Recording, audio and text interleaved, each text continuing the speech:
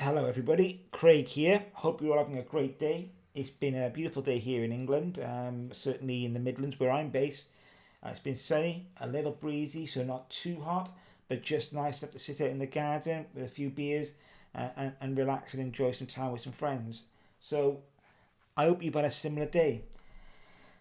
Today we're looking at another feature from the video that I released yesterday, and this is a bit of a request from one of the my new subscribers, and it's to deal with the subject of these buttons up here, which allow you to manipulate the an item on the page through JavaScript, and specifically what we're doing is let's just sort of demonstrate it. We're changing the size, the width specifically, and the aspect ratio of this iframe. Now we're doing that purely through applying styles directly to the iframe, and that's one way of achieving this.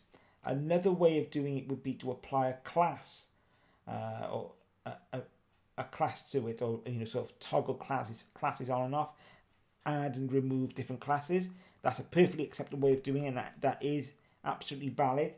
I haven't done that in this instance, but I have provided an example of how that might work, because as you can see, when we click on the buttons, this stays dark and the text stays white, and that's done in the exact same way as if we'd applied a class to this.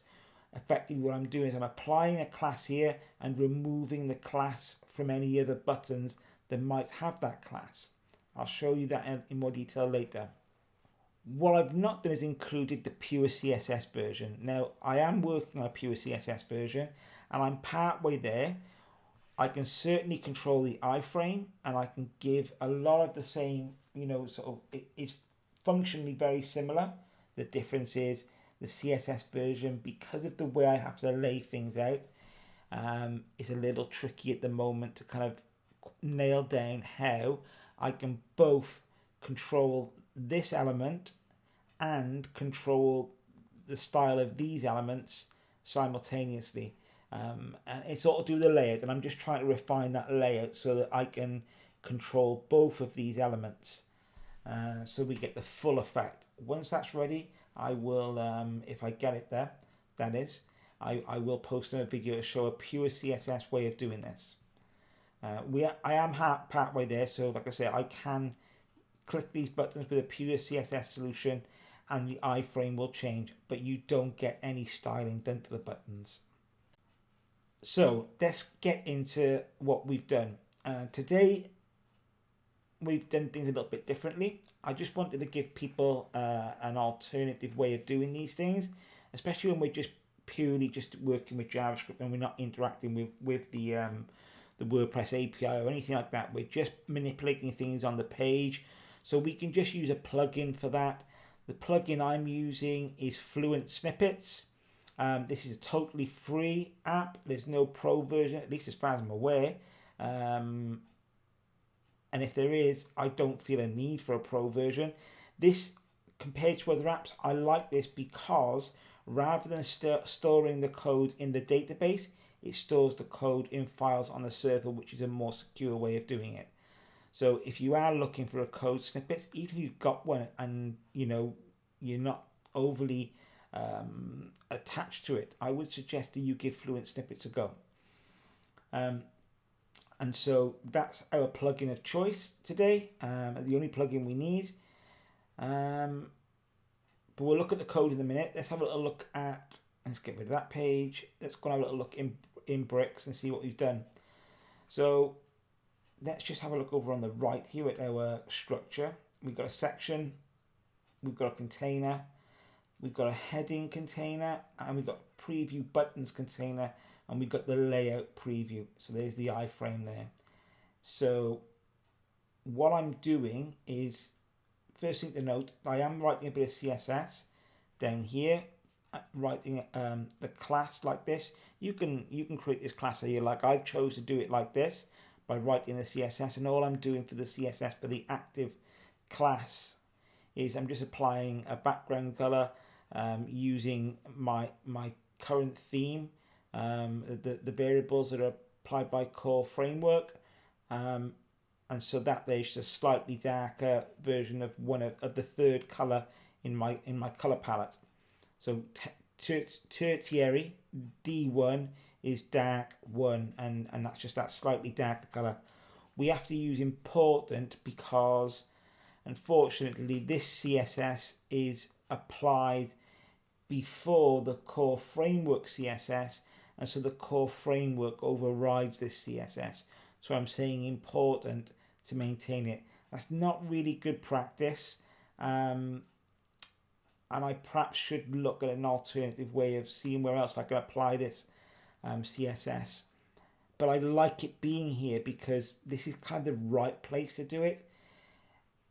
Ideally, it'd be on each of the buttons. What you want is your CSS to be applied to the thing that it affects. Well, I don't want to apply it to each of the buttons, so I'm applying it on their parent container. So that's the CSS that I've written. Obviously, you could expand on this and do all sorts of additional styling as you please. You won't need it to use the important keyword on all of your styling. It's only because background color and color is being applied in the existing class that's being provided by core framework. But if I was to, I don't know, say font weight, it would likely not need the important keyword. I've also applied a transition. I've just said all 0.3 seconds and ease, just to make that transition a little smoother. So that's the CSS. And then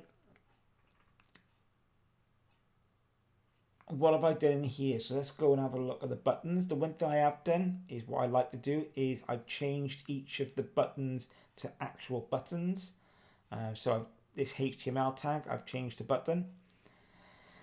I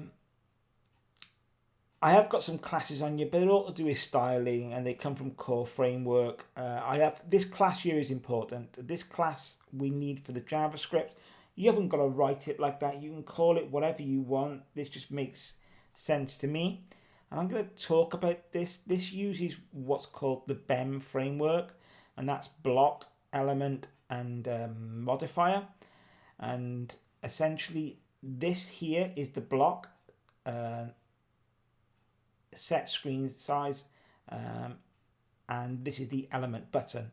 So, and the way it works is set screen size is the name of the element, the block, sorry. So we just say, we separate it with dashes, and then underscore underscore means we are referring to the element. So that's the block, which is the set screen size. The element is the button, and a modifier would be dash dash. So a modifier would be, let's say you wanted to have a dark one or an active one, then you would do dash dash active dash dash hover. So that's the BEM framework, and that's not super important for this. It's just a naming convention, and when creating classes that kind of, you know, it's just a recommended when you haven't got to use it by any stretch. But I would look into it and perhaps adopt that. It's quite popular amongst these layout libraries that we see on the internet. That they tend to use BEM frameworks. So we need that class set screen size button, and I'll show you that in the JavaScript. That's how the JavaScript is going to find these buttons. So one class there, and in the style we've added a couple of attributes, 3 in fact, because this is a button. Not that it won't stop it from working, but your browser will complain a little bit with it won't affect the user experience, but from a purist point of view, a button should have a type attribute. So I've applied a type attribute of button. It could also be a submit button, and there's, you know, I can't think off the top of my head now, is there other types of buttons? There probably is, but the two main ones are a type and button. So I've applied that one to all my buttons. And then the two styles that I want to change. So I've said data screen size, and this is referring to the width, and I've said data aspect ratio. And so each of the buttons have a different aspect ratio and a different screen size. The desktop one is just 100% of the width of its parent container, and it's got an aspect ratio of 16:9. If we look at the tablet, I've set that to be 960 pixels, but obviously you can change these if you want. An aspect ratio of 4:3, which is an iPad. And then mobile, I have set to 420 pixels and an aspect ratio of 9:19. And so that, if we go back in here, that's 4:3 and 9:19. Okay. And that's it for the bricks, I think, except for maybe the iframe. We've got a source in there. We don't need to worry about that. CSS, or that's one thing to put on there. Go in your iframe, apply a transition of all 0.3 seconds. I've said is ease in and out. You can just do ease. You can. This is something you probably want to look at, transitions and the transition styles. But so yeah, that's the iframe, and I think that's it for bricks. So now let's go and have a look at our Fluent Snippets code. We could put this, as we did with the original guide. We could put this in the back end and in WordPress, and you know, we might do that at the end. Actually, I might move this over for you so that those who want to place all of their code natively and correctly in the back end, I'll show you what you would do with that. But for now, let's just have a quick look through it. Scroll to the top. The first thing we're going to do is we're going to set a variable of screen size buttons. So this is going to be an object that contains all of our buttons, and we're saying document query selector all, and find all of the objects with a class, remembering that the dot denotes a class of set screen size __ button. So any objects on the screen in the document with that class on will be assigned to this as an array of objects. We'll do a quick check to make sure we got something back, and if we did get something back, as in we've got some buttons, then we're going to run this for each loop here. Now what I've done this time around is I've separated each step out into its own function so that it's not massively nested, making it a little bit more complicated. I think you could move this function up, and let me just show you what I mean by that. I could, if I wanted to, write this like that. That's perfectly valid, and it's what we normally do. However, I'm going to undo that. We can just reference an external function. So that's what I'm doing.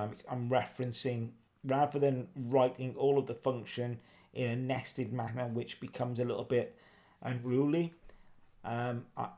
I'm just referring to a function that needs to happen for each button in this object.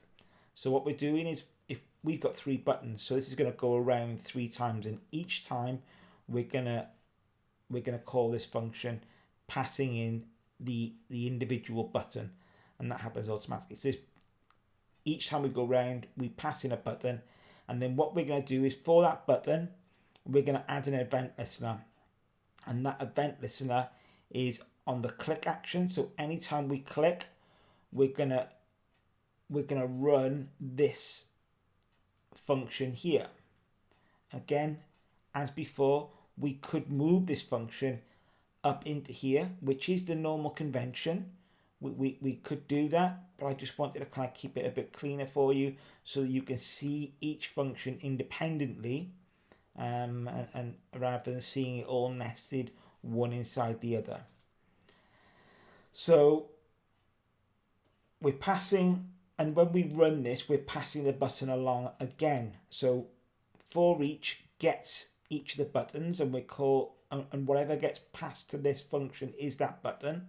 and we're just referring to it as button. So we're saying for that button, add an event linter on the click, and when I click, call this function passing in the current button that I've clicked on. Now what we do here is when we click on that button, we go off and we find the iframe. So we say, and we assign it to a variable called iframe. We could call this anything, you know, it doesn't have to be called iframe. Iframe just makes sense. We've only got one of them, so it just makes sense to call it iframe. Again, being a variable, it just needs to be something that makes sense to you. Once we've got our iframe, we'll deal with that in a minute. We've got it. The next thing we're going to do, tell you what we're going to do, just to keep things a little bit sort of simpler. Let's cut that out a minute and let's move this up here. What have I got here? Let's get rid of this. Oh, the reason why I got that there was a little bit of a reminder of something. So we're still getting the iframe, but we'll deal with that in a moment. Yeah, let's first get the screen size from the button dataset screen size. And as a reminder, that is coming from, let's go back into here. Let's go and select one of our buttons. We have a look at our attributes, dataset, screen size, remembering that because JavaScript won't let us write that like this, so this is what this was about. That's dataset is the data bit, dot, that's the bit after data. We can't write that in the JavaScript in this context, so we write it like that, and JavaScript is smart enough to know that what we mean is that. Okay, we don't need this in here. This is just a comment just to remind me of that to talk about that. So let's get rid of that. So we're getting the screen size from the attribute attached to the button that we've clicked on. We're getting the aspect ratio from in the same way. So button dataset aspect ratio. So we've got the screen size, we've got the aspect ratio. As I said before, we get the iframe here. And now what we're going to do is we're going to say iframe style. So we're going to set the style, specifically the width, and we're going to apply that screen size that we got from our button through here. So this is going to set the screen size on the iframe, the width, I should say. I should have changed that. This was an earlier, let's call it screen width.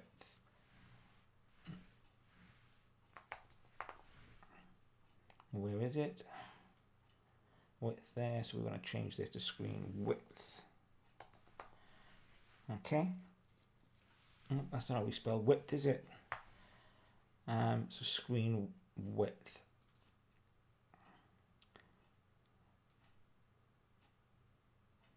Okay, so that's that. And then aspect ratio is, again, remembering that we can't, in this context, the way we're writing this in this dot notation, we can't use a dash in there. We can't use a dash in that dot notation format. So we say ratio like that. So that's going to apply those two styles directly to the button. I'll show you that in action in a minute. And then the final thing we're going to do is we're going to set the active button. And remember I said this is applying styles directly to the object that we're interacting with. In here, when we set the active button, I'm going to show you how you would do that with a class. So obviously you need to set a class up with some styles associated with it, yeah? And you know, hopefully you know how to set that up. You know, if not, we can look at that at another time. I will probably do some tutorials on styling and sort of design ideas and applying classes. So if you're not sure about that, again, you know, as always, like and subscribe to the video and keep an eye out for them kinds of videos. So let's call this function, which is going to set the active button. We don't need this. This is just me outputting a test. So set active button. What I'm doing is I'm passing the button in. So this button here is being passed into the function here as an argument. Now, when we do this, this here is referring to the button as it's known within the context of this function. This is a new function with a new context. So we can give this a new name. All we're saying is this here, when we call this here should equal whatever we pass in. We're passing in the button, and I've done new active button because we're gonna be using the BTN abbreviated version of button already. We are within this here. So because we're already using button in this class, I needed a new way of referring to it. So I just called it new active button, and that makes sense now in a moment. What this is doing is this here screen size buttons is calling this. It's getting this again. So remember, this is all of the buttons. We've got all of the buttons here with that class. So we're saying once again, screen size buttons for each. And I've done the function this way this time, so we haven't got a separate standalone function. This time I've built the function directly into the for each loop. And I'm saying for each button, look at the class list and remove active screen size. So that's basically saying go through all of the current buttons, remove the active screen size, meaning it takes it away from the currently active one. And there should only be one button with this class on it. But we don't know what that button is because, you know, who knows what we clicked on before. This is a completely new instance of running this function. Yeah. So this function doesn't know what was applied the last time the function was run. So it just says go to all of them and just remove this class. Once you've removed the class from everything, apply it to this. Remember, we've clicked on our button. We've passed the button in that we've clicked on. This is the button we've passed into this function the button we clicked on. In this instance, we're calling it new active button. So I'm saying new active button, class list, add active screen size. So that's, hopefully you can understand that if you wanted to, you could do this with the iframe. Instead of applying these classes directly, you could instead say up here iframe dot class list dot add I don't know, a different class which refers to, say, tablet view, mobile view, which has these styles associated with each of those classes. That's just another way of doing this, yeah? And so hopefully that makes sense to you. And again, hope I'll make videos in the future that will cover this, you know, over and over again. You know, we'll do this a lot, we will. So hopefully you'll pick that up, but hopefully that makes sense now. And you can run with it and do as you please. So that's pretty much it. So finally, I said to you, for those that want to maintain all their code in the back end, which is best practice, I will say this now, even though this is doing a better job than most snippets plugins by storing the data in the back end, it's still not quite doing it in the sort of purest way. It's still, you're still relying on this plugin. So we're gonna copy this now. I say we're gonna copy it. I have already done this step, so I've deactivated this in Fluent Snippets. I'm gonna jump into my Visual Studio Code, and what I've done is I've created this file already, and I've done what, you know, I've pasted it in. This file, if you followed along with the previous video, you will know that we created within our public HTML folder on our server, within WP content and in themes, and then in our Bricks child theme, we created a folder called assets, a folder called JS, and then previously we created this JavaScript file called fetch layout json.js. Well, today I've created a new file called change iframe size.js, and I've put all of our code, the exact same code. Nothing in this code has changed at all, and that's that. So we've saved the code to the WordPress backend now, where it's best for it to be.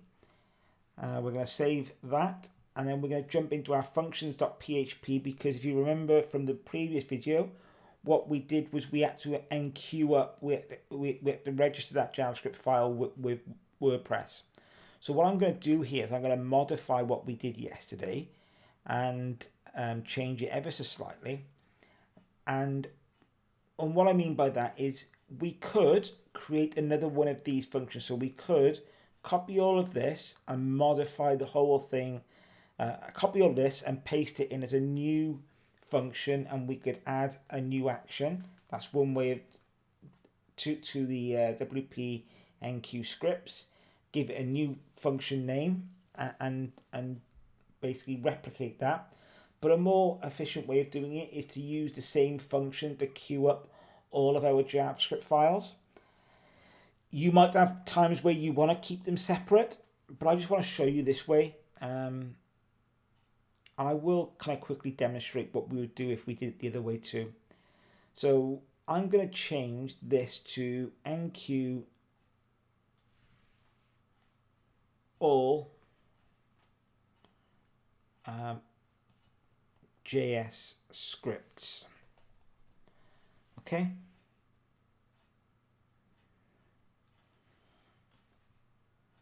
I'm going to change the name of that. So now these two are tied up. And then what I'm going to do, this is the bit that's important, this here. We used some variables yesterday, so we need to copy these 3 lines here. And the reason being is I'm going to go down here, let this finish doing what it's doing, the original one. We need to localize this script for this file here. And we're doing it in this order because the handle is used here and it's used here. And what we're going to do down here is we're going to change the handle here.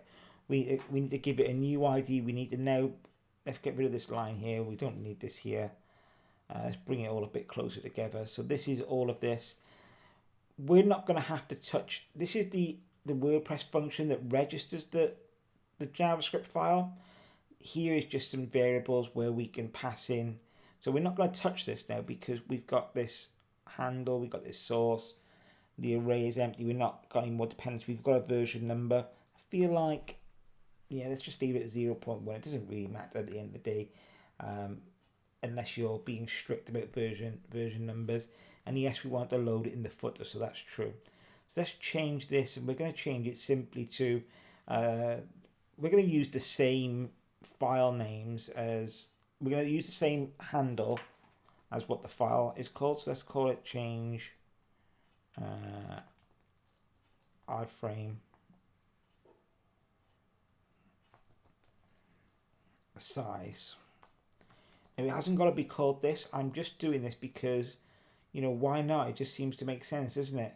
And then here we're just referencing the file that we've created. So remember, this year gets us as far as we remember that WordPress, this is your public HTML folder on cPanel, okay? So this get template directory gets us as far as WordPress, themes, and bricks. It assumes that we're using the parent theme, and so we just bolt on the rest of it, which is the parent theme -child / assets JS, and we're no longer referring to our JavaScript file that we created yesterday, but instead change, we missed a bit there, didn't we? Change iframe size.js, so this file here. Okay, and we don't need to change this because all we're doing is change this handle and the source, and that's the only thing that needs to change. Now, I said I would quickly show you if we was to do it the other way, which is to copy this in neither one of those functions. I'm not going to remove it in the original one because actually let's change that. Let's cut that out, and what we're going to do is we're going to change this. We don't need this in this instance.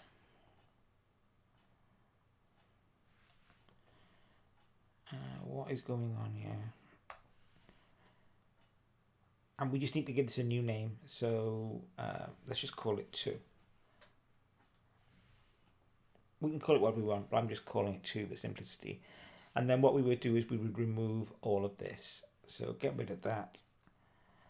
And that's the other way of doing it, is in 2 separate functions, okay? But I'm going to leave it as 1 function. Because to me, that just makes sense. Why have multiple functions? You can have the one and it'll take care of everything, okay? So that is, I'm going to tidy this up a little bit as well. I'm going to bring all this closer together. I'm going to get rid of that because I don't want it no more. And I'm going to get rid of, and I'll leave that there because it's a reminder of what that does. Okay, so I'm just going to comment your script 2. And this is script 1. Oops, we never made that a comment. Remember to always put your 2 dashes in front of that to make it a comment. And yes, that's that. So let's now go and make sure it works. Where do we want? Here, let's refresh that and hopefully, there we go, it still works. And let's go in here.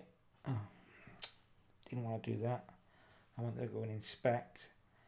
And if let's move this again to the bottom of the page. And where is it? Hover, invert, assets, fetch layout, change iframe size. So there it is there. Change iframe size is the ID. And we haven't included the other file that we did yesterday, which was, I think, not that one. Where was it? It was above, wasn't it? That one there was in relation, gets created by that same function, but we don't need that for today's function. All we're doing is queuing up our new file that we've created. So that's how you add JavaScript from the back end. So we've done it both ways. Just a reminder, this is perfectly fine. This works. We don't need to do anything else other than write this code in our snippet. Yeah, in our snippets plugin. That's perfectly fine. We activate it and it will work.